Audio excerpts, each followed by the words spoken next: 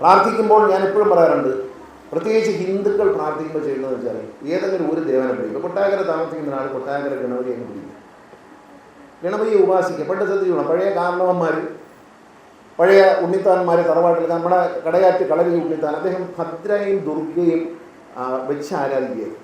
അപ്പോൾ നമ്മൾ കിഴക്കേ കരയോത്തിൽ തന്നെ ഒരു ക്ഷേത്രത്തിൻ്റെ ഒരു തർക്കം ഉണ്ടായി. ആ വിഷയത്തിൽ പറയുന്നത്, കാരണവന്മാർ വെച്ച് പൂജിച്ചിരുന്ന കളരിയോടനുബന്ധമായ ദേവീക്ഷേത്രമാണ് കുലശേഖര അമ്പലത്തിൻ്റെ മുറ്റത്തുള്ളത്. അതൊരു യാഥാർത്ഥ്യമാണ്. കാരണവന്മാർ ഉപാസിക്കുകയാണ്. അത് ഭദ്രകാളിയെ മാത്രമേ, അപ്പുറത്തിരിക്കുന്ന കൃഷ്ണനെ, അപ്പുറത്തിരിക്കുന്ന ശിവനെ അവർ പ്രാർത്ഥിക്കത്തില്ല. അവരെ അവിടെ ഇരിക്കുന്ന ഭദ്രകാളിയാണെങ്കിൽ ഭദ്ര, ദുർഗയെങ്കിൽ ദുർഗ, അങ്ങനെ അതിനെ കോൺസെൻട്രേറ്റ് ചെയ്യാം. എപ്പോഴും ഒരു കാര്യം, ഭക്തിയുടെ കാര്യത്തിൽ നിങ്ങൾ ശ്രദ്ധിക്കേണ്ടത്, മനസ്സിനെ ശാന്തമാക്കുകയും ആ മനസ്സിലേക്ക് നിങ്ങളുടെ ഇഷ്ടദേവനെയോ ഇഷ്ടദേവിയെ പ്രതിഷ്ഠിച്ച് ആ ദേവനെ ദേവിയെ മാത്രം ആരാധിക്കാം. ആരാധിച്ച് നോക്കും. ഒരാളോട് ഒരു ശിവാർശ 5 പേരോട്, അരിയെ കാണുമ്പോൾ ഒരു ശിവാർശ അരിയോട് പറയും കുടിക്കുന്നുണ്ടെന്ന് പറയണേ, എന്നെ കാണുമ്പോൾ പറയും അങ്ങനെ കൊണ്ട് ഗണേഷ് കുമാറിനോട് പറയണേ, അങ്ങോട്ട് ചെല്ലുമ്പോൾ ആനിനോട് പറയും ആനിൻ്റെ അടുത്തൊന്ന് പറഞ്ഞേക്കണേ.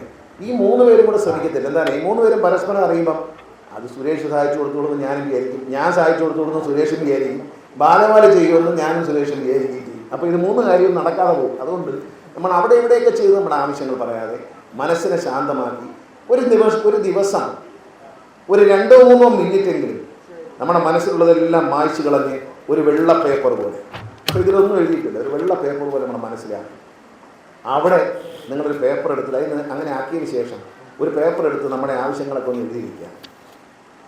ഈ മനസ്സ് ഈ വെള്ള പേപ്പർ പോലെ അങ്ങ് ഒഴിക്കണം. അതിനകത്ത് കുശുമ്പില്ല, അസൂയയില്ല, മറ്റ് ചിന്തകളില്ല, കടമില്ല, ബാധ്യതയില്ല, ദുരിതങ്ങളില്ല, ഒന്നുമില്ലാതെ വെള്ള പേപ്പറാക്കി മാറ്റിയിട്ട് അതിലേക്ക് നിങ്ങളുടെ ഇഷ്ടദേവനോ ദേവി ആവാഹിക്കുക ഇതിനകത്ത്.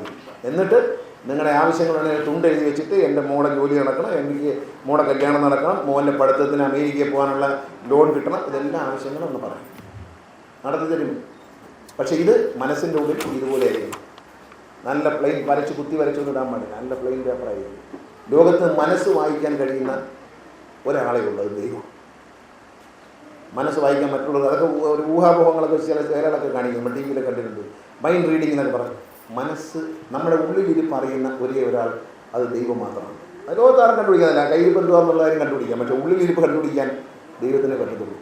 ആ ദൈവം നോക്കുമ്പോൾ മനസ്സ് ശാന്തവും സ്വസ്ഥവും നന്മ നിറഞ്ഞതുമാണെങ്കിൽ അവിടെ ഈശ്വരൻ കുടികൊള്ളും.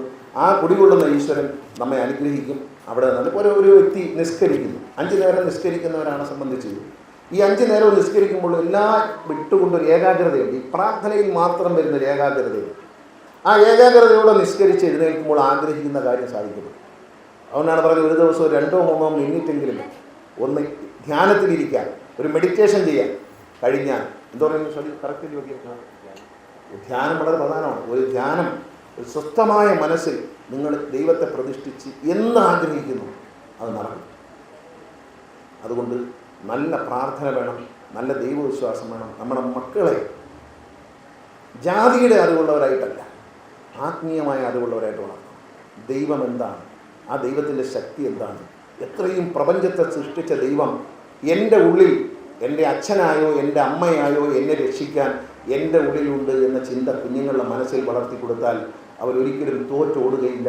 അവർ ജീവിതത്തിൽ പരാജയപ്പെട്ടു എന്ന് കരുതി ആത്മഹത്യ ചെയ്യില്ല. അവർ ഒളിച്ചോടില്ല. അവർ അച്ഛനമ്മമാരെയും ബഹുമാനിക്കാതെയും തള്ളിപ്പറഞ്ഞ് ജീവിക്കില്ല. അവരേറ്റവും നല്ല തങ്ക കമ്പി പോലുള്ള കുഞ്ഞുങ്ങളായിട്ട് വളരും. തിളക്കമുള്ള സ്വർണ്ണ കമ്പി പോലെ അവർ നിൽക്കും. എന്താ കാര്യം? അവരുടെ മനസ്സിൽ കളങ്കമുണ്ടാകരുത്.